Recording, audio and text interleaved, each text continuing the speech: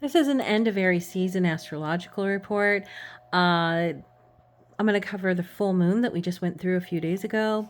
I'm going to cover what to expect during the end of this last week of this Aries season and what to do as we prepare for Taurus season and what to focus on the first week of Taurus season, which will be in 2 weeks. So I've made quite a few videos in regards to the Aries full moon, and there was so much going on for me during the Aries full moon. I have a Jupiter in Aries, which basically takes the Aries energy and it expands it. So that means that in a sense I have a lot of, when Aries is transiting my birth chart, I have a lot of Aries in my chart. And then I have a lot of other aspects that kind of play off of that as well. I also had a transit that was also happening the day of the full moon that has to do with Cancer, and I'm going to go over what Cancer has been doing, what Aries has been doing, what Libra has been doing, and how these constellations and the planets moving through them, which are Mars and the Sun and Chiron at times, etc., and Saturn, what these things, how they affect us, and what we can do with them, and what we're seeing around us, and how we can harness that energy, and maybe even what to avoid.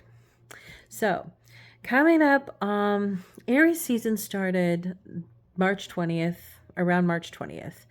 And so the first week of every astrological season, the first 10 days actually, has to do with the self and the internal world of the individual. Then the second 10 days of the season, which tends to be towards the beginning of the next month, so in this case it was Aries, has to do with how the self is interacting with its home environment and its community. So it has to do with community and home environment influences. And then the next set of 10 days, the third set of 10 days, also referred to as a decan or a decan. Each of these phases is called a decan, has to do with beyond the community into society. So that's where we are right now with the Aries energy. So Aries energy is the go-getter, the child of the zodiac. It's the baby energy. It's pure, it's truthful, but truthful in the sense of newness. So it's truthful like a child when it's learning its first words, or if it hears certain words around it, it repeats those words and it becomes a mimic of what's around it. But whatever that truth is will change, of course, because it's such a young energy. So what's truth in the moment could change. But it's often good to know what is truth in the moment. So whenever the sun is in Aries, the sun represents our ego, the earth is in Libra. And we just had a full moon in Libra. So the light was shining on the shadow of all things that represent Libra. Now, Libra energy is about balance. It's about partnership. It's about harmony. It's less about the individual and more about the partnership. So the polarity between Aries and Libra is this rubber band or this teeter-totter of autonomy versus connection. So I like to think of this as a child, for example, that is learning to walk. It takes a couple steps, it falls down, and the reactions of the guardians or the individuals who are adult around that child will determine how that child develops its autonomy. So if the child falls, and people say, yay, the child could grow up to have an influence of that. So they might become a daredevil, or they might become people that kind of laugh when they fall. If the child falls and people are anxious around it and really worried, the child could grow up to be a person that is very anxious and careful and doesn't want to get hurt or doesn't want to try things, or you do just the opposite, maybe hurt itself to get attention that it needs, so on and so forth. So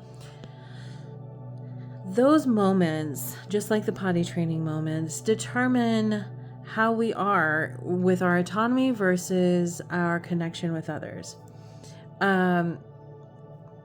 The Aries energy is the autonomy, is taking the steps. The Libra energy is when we connect with others. So when the child finds a toy,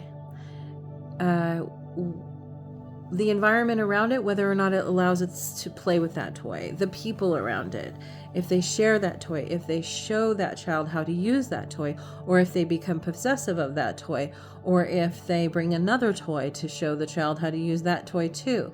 All of this has an effect on the human and how that human learns about autonomy versus connection. If the child chooses a toy, it's got, it's exercising its autonomy. And if that choosing of that toy is rewarded, or there's harmony that occurs and education that occurs by someone showing them how that toy works, or bringing another toy, or sharing, then there's harmony that can occur. So that would be the Libra aspect. Libra has a lot to do with justice. It has a lot to do with fairness. It has a lot to do with equality. And the catch with equality is that there's not always equity within equality, which I will get to, because we also have some things going on with Aquarius, which has to do with equity. So we had this tension between us versus them during a time. This was right at the very beginning of the third decan, which has to do with society. So I'm sure you noticed leading up to this, there's been a lot of protests. There have been protests organized all across the United States, and I think around the world. So people went through Pisces season already, which was like February 20th till March 20th, around that time. And Pisces season showed them emotions and ways that they felt that they'd been too self-sacrificing.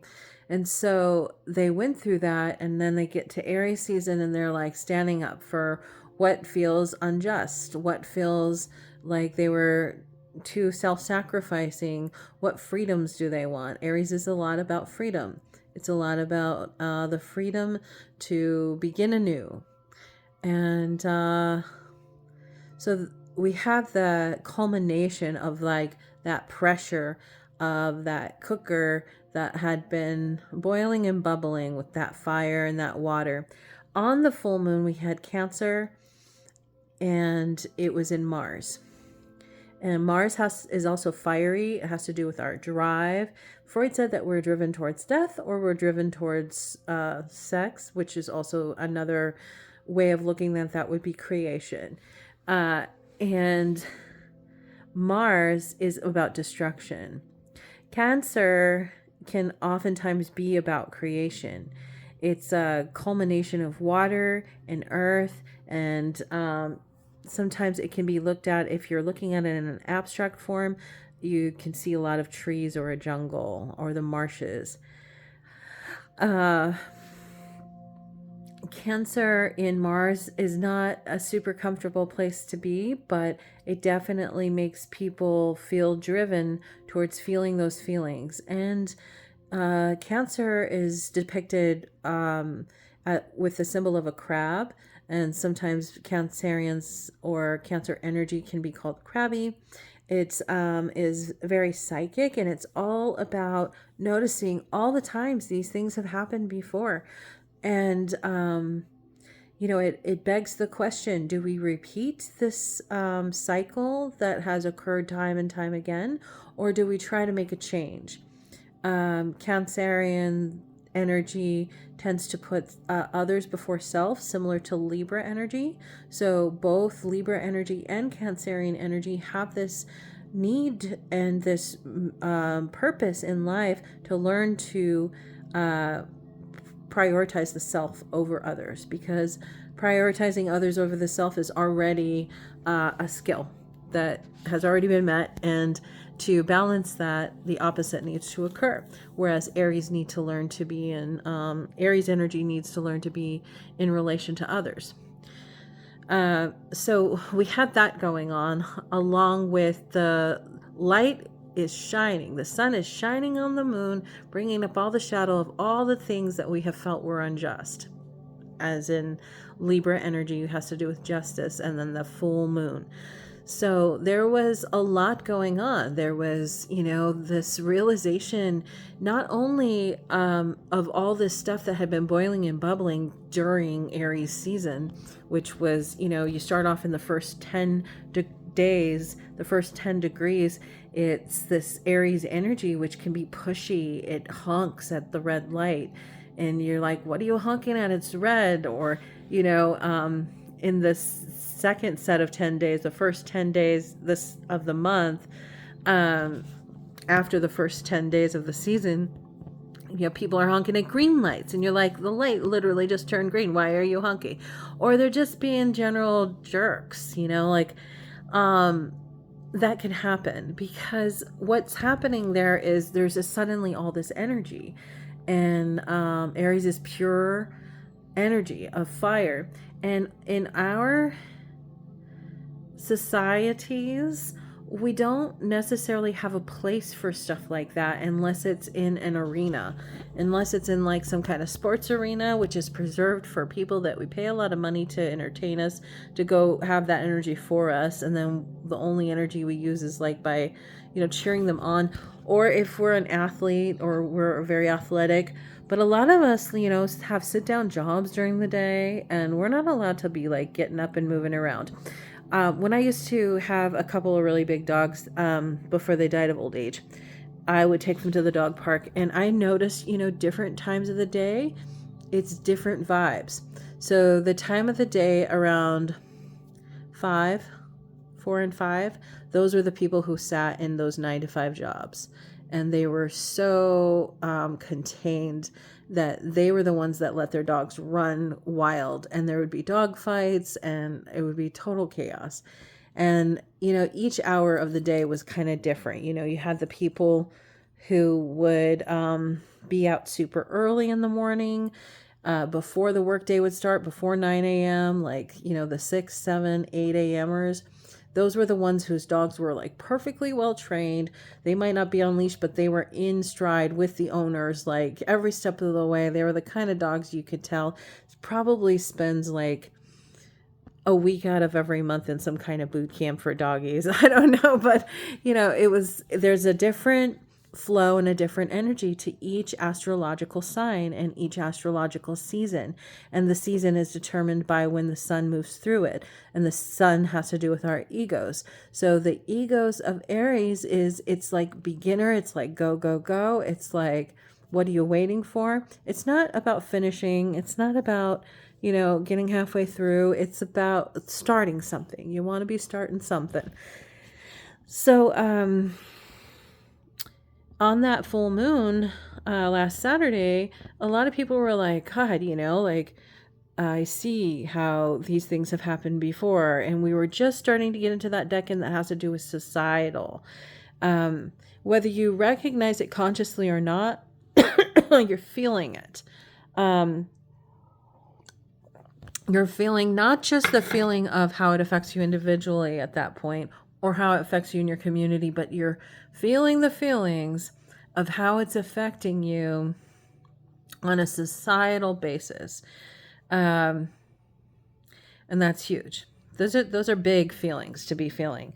And not everybody has the time and space to be feeling feelings, but it happened on a Saturday. So more people are off work on Saturdays, at least in the United States. So more people had time to be feeling stuff. But yeah, leading up to that, there was a lot of angst energy. We had Venus was in retrograde, so it's almost like Mars was kind of just taken over. So that gives you more energy. Mars is about drive and energy, and Venus can be a little more zen, and it's about like fashion and friendship and like things kind of just being amicable, or it could be about like pampering or property or things like that. Well, that was in retrograde, so that type of energy was busy reviewing, and it was reviewing a lot in Pisces and Aries. So ways that the heart felt that it had been victimized, both on an individual level, community level, societal level, etc. So it went through that for about a couple months. It went direct. That's the day that it stationed direct. So it's like, okay, we're done reviewing. It's time to move forward now. So people's hearts were like, okay, now we've done our review. It's time to move forward. So I think that, I hope this is accurate. See, I have a Jupiter in Aries. So for me, what was going down was this, but I have a feeling this might have been a little bit of the energy for a lot of people, possibly. And I think that's part of the reason I've made so many of these videos. I'm like, how, because we were in the societal degrees, it was like, how much of this is just my own personal journey versus what's going on in the world. But I think that I do enough practice with my meditations and things that it's, as within, without, as above, below. So I'm just going to go ahead and give it to you. With the truth that I have at this moment. But for me, on that day, despite all the work, I have a Saturn in Cancer. So Cancer has to do with the emotions. Mars was in Cancer on that day too. So there was a lot of emotions going on. And so Saturn has to do with the things that you're constantly tested on, which I'm constantly tested on emotions. And at this point in time in my life, I would hope that I would be like a master at it. But a Saturn in Cancer, with where it's placed in my chart, we tend to hide our emotions so that we stay level-headed and so that we can be neutral and as fair as possible. So if something happens that's very unjust or very unfair or very cruel, we tend to only let people know like a year or 2 or 3 later. After like the clouds have rolled over, we let everybody talk about us. We don't even care about that. We're just like not gonna engage. So on that day, I started off like, okay, I see what's going on. I can feel emotions, but this is cool. I've got this. I'm aware of what's going on. And then by the end of the day, it was like everything in that lineup, I couldn't avoid it. And that happens when things are transiting your chart. That can happen sometimes. Sometimes it doesn't. Sometimes you've worked on that kind of stuff enough to where you're like, I got this. But sometimes it does. I think we also had Chiron, which has to do with childhood wounding and things like that. But I basically, by the end of the day on the full moon, I was like, this isn't just, that's unjust, this isn't just, that's not just, this is not just, this is not fair, this is not okay, this is not, I deserve better. And when it comes to truth, so that's all Libra stuff, what I just mentioned. This is not just, this is not fair, that's not just, this is not fair. And when it comes to speaking out that it's not, that's Aries energy. So Aries is all about the truth in that moment. So I was definitely like, these are the things that it's like, this is where the truth does not line up. It doesn't line up like this, it doesn't line up like this, it doesn't line up like this. And I was just on like, boom. It just like, I couldn't hold it back. And I think that part of that is Mars being in that area of Cancer is made people more assertive about the feelings that were coming up. And I have a Mars in Gemini, so I can be a real talker. But Gemini is also very dualistic, so being great at talking means that we can choose to not talk about the feelings, and we can choose to talk about the other thing and not have to go there. Because why add fuel to the gossip? The gossip is going to happen regardless of whether we engage with it or not. So just let the gossip go on, and then, tell your story. Let people find out the truth on their own, or when you trust them enough to let them into your little crab shell, and you trust that they'll believe you, and you trust that they'll understand you, then you tell them. Maybe after a couple of years or so, have them swimming around or trying to get in there. So that energy, just like, it was not as controlled and contained as it usually is in my life. And I think that it was probably like that for a lot of people. And I think that we were just starting to see it more on a societal level. I think that there's been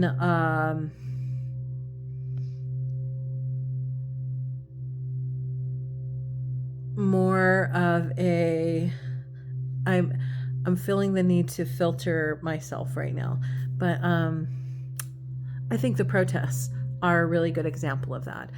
Those kinds of things, I think we're going to be seeing more and more of that within this next week. So just be aware that, people are feeling like they want to start something, and it is that very new, fresh beginning energy. But also remember, like, this is really truly the beginning of the beginning, in the sense that Pluto moved into Aquarius for the first time in 266 years. The last time it was there was the Revolutionary War, when some of us have ancestors that are colonizers, came over. Some of us are mixed, but regardless, colonizers came over, and there was a nation that was made up of, there was a land, which is the United States, that was made up of 40 nations that had been going and existing for like 40,000 years in harmony under matriarchal judgments and rulings.